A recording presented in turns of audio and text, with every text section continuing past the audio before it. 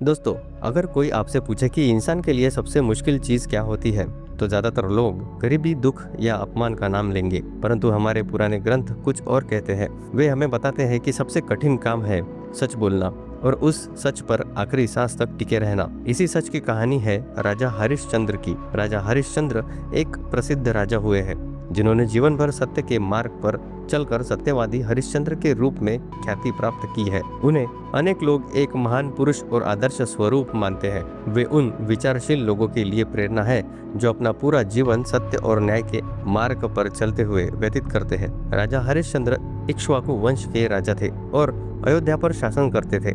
राजा हरिश्चंद्र एक सूर्यवंशी राजा थे, जिसमें आगे चलकर प्रभु श्री राम जी हुए। ग्रंथों में राजा हरिश्चंद्र को किसी महान योद्धा या विजेता के रूप में नहीं, बल्कि एक ऐसे राजा के रूप में याद किया गया है जो कभी झूठ नहीं बोलता था। मार्कंडेय पुराण और विष्णु पुराण ये बताते हैं कि उनका राज्य शांत था, सुखी था और राजा स्वयं धर्म के अनुसार ही जीवन जीते थे।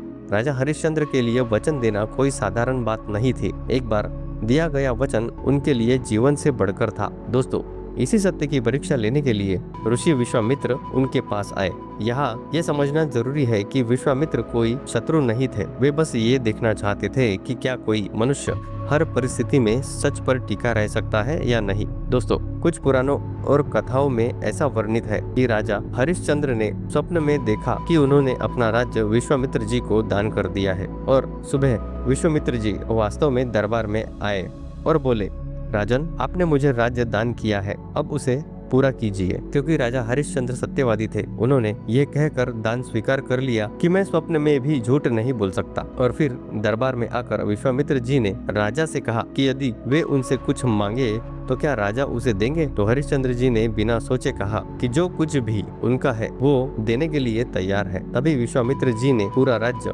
दान में मांग लिया। दरबार एकदम सन्न रह गया, लेकिन राजा हरिश्चंद्र ने एक पल भी पीछे हटे बिना पूरा राज्य दान कर दिया। लेकिन कहानी यही खत्म नहीं होती। विश्वामित्र ने कहा कि दान के साथ मुझे दक्षिणा भी चाहिए, आपको मुझे दक्षिणा भी देनी होगी। अब राजा के पास न तो राज्य बचा था और न ही धन, फिर भी उन्होंने कहा कि वे दक्षिणा जरूर देंगे। यही वचन उन्हें राजमहल से सड़क पर ले आया। विष्णु पुराण बताता है कि दक्षिणा चुकाने के लिए राजा ने पहले अपने पत्नी को दास्यत्व में दे दिया और फिर अपने पुत्र को भी दास्यत्व में दे दिया। यह कोई भावुक कहानी नहीं है दोस्तों, लेकिन ग्रंथों में दर्ज एक कठोर सच्चाई जरूर है। एक पिता अपने पुत्र को दास्यत्व में दे देता है, किसी जोर जबरदस्ती से नहीं, बल्कि अपने दिए हुए वचन की वजह से। अंत में राजा ने स्वयं को भी बेच दिया। राजा हरिश्चंद्र को एक चांडाल ने खरीद लिया और उन्हें स्मशान में काम करना पड़ा। महाभारत के वन पर्व में लिखा है कि उनका काम स्मशान में आने वाले शवों से कर वसूलना था। जो राजा कभी प्रजा की रक्षा करता था, अब वही मृत्यु के द्वार पर खड़ा था। इसी स्मशान में वो दिन भी आया